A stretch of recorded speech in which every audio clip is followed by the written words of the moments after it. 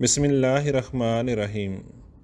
برکت ہمیشہ نظام جماعت کی اطاعت اور اس کے ساتھ وابستہ رہنے میں ہی ہے۔ انتخاب از خطبہ جمعہ حضرت خلیفۃ المسیح الخامس ایدہ اللہ تعالی بنصرہ العزیز، فرمودہ 27 اگست 2004۔ روزنامہ الفضل انٹرنیشنل 12 ستمبر 2023۔ تشہد و تعوذ اور سورہ فاتحہ کی تلاوت کے بعد فرمایا: یا ایھا الذین آمنوا اطیعوا اللہ واطیعوا الرسول واولی الامر منکم فإن تنازعتم فی شیء فردوہ الی اللہ والرسول ان کنتم تؤمنون باللہ والیوم الآخر ذالک خیر واحسن تأویلا۔ اس کا ترجمہ ہے: اے وہ لوگو جو ایمان لائے ہو، اللہ کی اطاعت کرو اور رسول کی اطاعت کرو اور اپنے حکام کی بھی، اور اگر تم کسی معاملے میں اولی الامر سے اختلاف کرو تو ایسے معاملے اللہ اور رسول کی طرف لوٹا دیا کرو، اگر فی الحقیقت تم اللہ اور یوم آخرت پر ایمان لانے والے ہو۔ یہ بہت بہتر طریقہ ہے اور اپنے انجام کے لحاظ سے بہت اچھا ہے۔ کسی بھی قوم یا جماعت کی ترقی کا معیار اور ترقی کی رفتار اس قوم یا جماعت کے معیار اطاعت پر ہوتی ہے۔ جب بھی اطاعت میں کمی آئے گی، ترقی کی رفتار میں کمی آئے گی، اور الہی جماعتوں کی نہ صرف ترقی کی رفتار میں کمی آتی ہے بلکہ روحانیت کے معیار کے حصول میں بھی کمی آتی ہے۔ اسی لیے خدا تعالیٰ نے قرآن کریم میں بے شمار دفعہ اطاعت کا مضمون کھولا ہے اور مختلف پیرایوں میں مومنین کو یہ نصیحت فرمائی ہے کہ اللہ کی اطاعت اس وقت ہوگی جب رسول کی اطاعت ہوگی۔ کہیں مومنوں کو یہ بتایا کہ بخشش کا یہ معیار ہے کہ وہ خدا اور اس کے رسول کی اطاعت کریں اور تمام احکامات پر عمل کریں تو پھر مغفرت ہوگی۔ پھر فرمایا کہ تقویٰ کے معیار بھی اس وقت قائم ہوں گے بلکہ تم تقویٰ پر قدم مارنے والے اس وقت شمار ہوگے جب اطاعت گزار بھی ہوگے، اور جب تم اپنی اطاعت کے معیار بلند کر لوگے تو فرمایا تم ہماری جنتوں کے وارث ٹھہرو گے۔ تو اس طرح اور بھی بہت سے احکام ہیں جو مومنوں کو اطاعت کے سلسلے میں دیے گئے ہیں۔ یہ آیت جو میں نے تلاوت کی ہے، اس میں بھی خدا تعالیٰ نے اطاعت کے مضمون کو ہی بیان فرمایا ہے۔ یہ بیان فرمانے کے بعد کہ اے مومنو، اے وہ لوگو جو یہ دعویٰ کرتے ہو کہ ہم اللہ پر بھی ایمان لائے اور اس کے رسول پر بھی ایمان لائے، ہمیشہ اللہ اور اس کے رسول کے احکامات کی پیروی کرو۔ اور پھر ساتھ یہ بھی فرما دیا کہ تمہارے جو عہدیدار ہیں، تمہارے جو امیر ہیں، تمہارا جو بنایا ہوا نظام ہے، جو نظام تمہیں دیا گیا ہے، اس کی بھی اطاعت کرو۔ بعض لوگ کہہ دیتے ہیں کہ اختلاف کی صورت میں اللہ اور رسول کی طرف معاملہ لوٹانے کا حکم ہے، یعنی یہ کہ اگر اختلاف ہو تو قرآن اور حدیث کی طرف جاؤ، وہاں سے دیکھو کہ کیا حکم ہے۔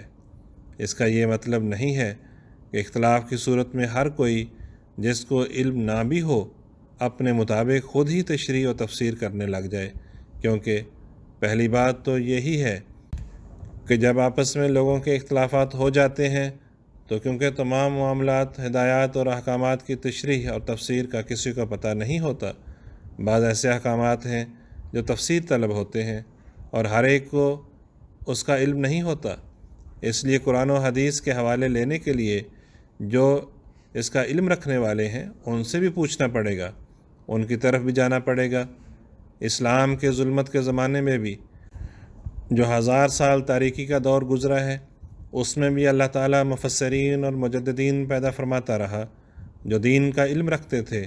اور وہ اپنے اپنے علاقے میں رہنمائی فرماتے رہے۔ لیکن اس زمانے میں جو حضرت اقدس مسیح موعود علیہ السلام کا زمانہ ہے، جن کو اللہ تعالیٰ نے حکم اور عدل بنا کر بھیجا ہے، اس دور میں تو قرآن کریم اور رسول اللہ صلی اللہ علیہ وآلہ وسلم کے احکامات کا صحیح فہم اور ادراک صرف اور صرف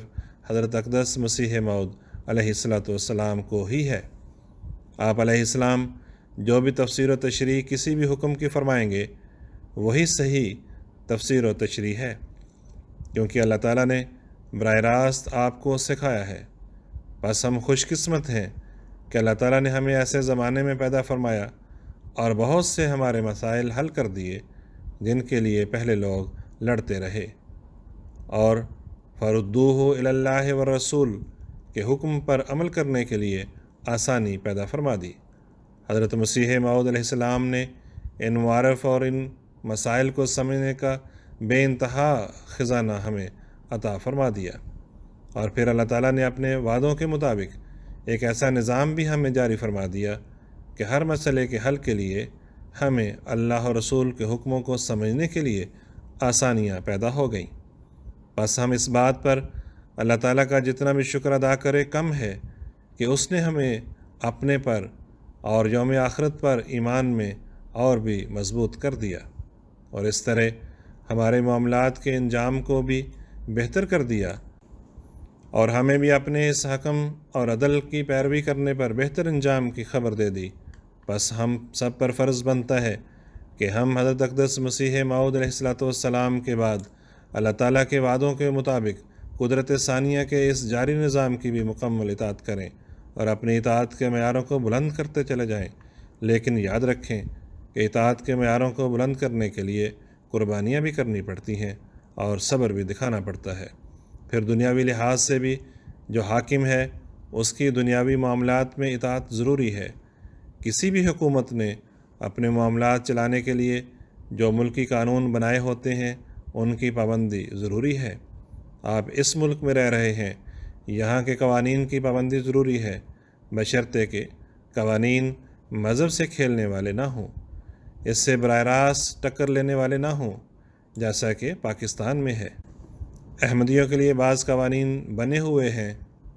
تو صرف ان قوانین کی وہاں بھی پابندی ضروری ہے جو حکومت نے اپنا نظام چلانے کے لیے بنائے ہیں۔